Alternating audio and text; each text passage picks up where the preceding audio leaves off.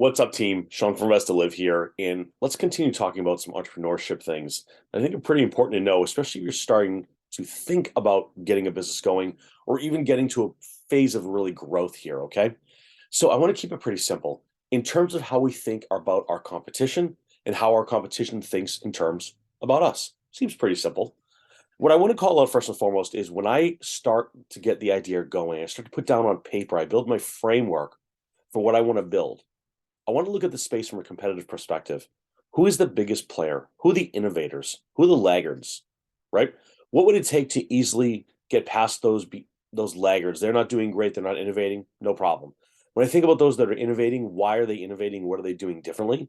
When I think about those big players, the big gigantic elephants in the room that no one can seem to get past, I like to think about, what do they think about me as a competitor? And I've got some bad news for everybody. They're probably not thinking about you at all.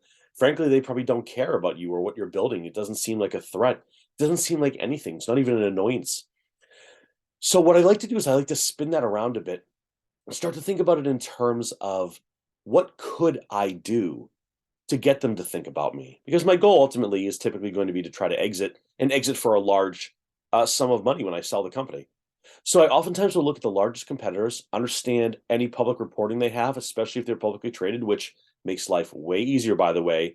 There's a big difference between starting a company that's 0 to 1, right, where it's never existed before, it's some brand new cutting edge idea that no one's ever done. And there's another type where, like, I like to target really big industries that have a shot of buying what I'm building. So I can then keep producing the same ideas and keep selling them for big amounts of money. That's the goal, right?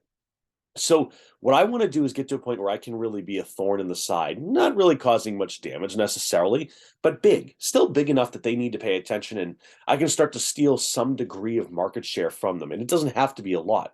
And in the world where organic growth is very tough, organic growth means they're growing on their own with their own marketing efforts, their own customer solutions, their own sales teams.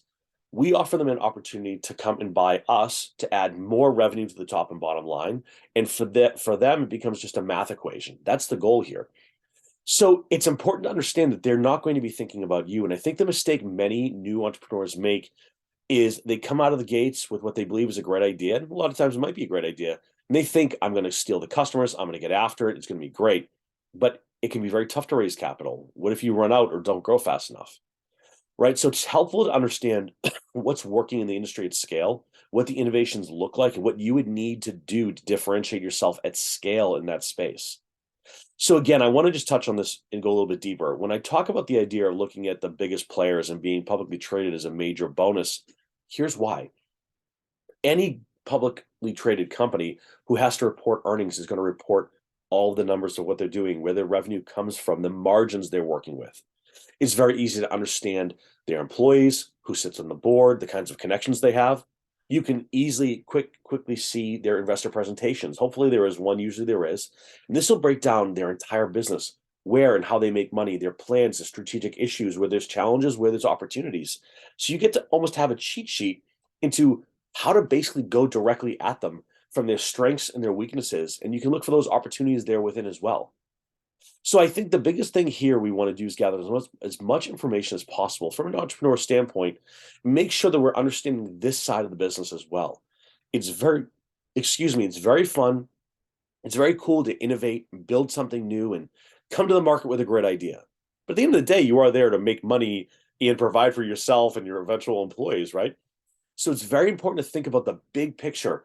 How do I grow into something that is both innovative and relevant and sort of a pain in the rear end for these big competitors in case I want to get bought out? Doesn't mean that's your goal, but that's the way I approach it. So, team, this was a short one. I just want to throw it out there because I was thinking about it last night that I think many folks are trying to figure out how they can start something brand new, but the vast majority of businesses out there are just simply, a pull on a lever, a turn of a dial, a little bit different, right? A different kind of pizza place, a different style gas station, right? A convenience store that sells more goods. There's lots of very traditional businesses that you can go out and start and make yourself tens of millions of dollars when you sell the company. I just made a video the other day to basically go from $0 to selling your company for 10 million in the course of a couple of years. And so it's very doable. It's very doable in the service space, in the retail space, in the food space, It does not need to be super complicated. You do not need a tech background. You do not even need to raise capital a lot of the times. You can start slow and build your way there. So, T, with that said, I'll leave it at that. When you think about your competition, don't assume they're thinking about you. Think about what you would have to do to get noticed by them. With that, thanks so much, everybody. Hope you have a good day and good luck out there.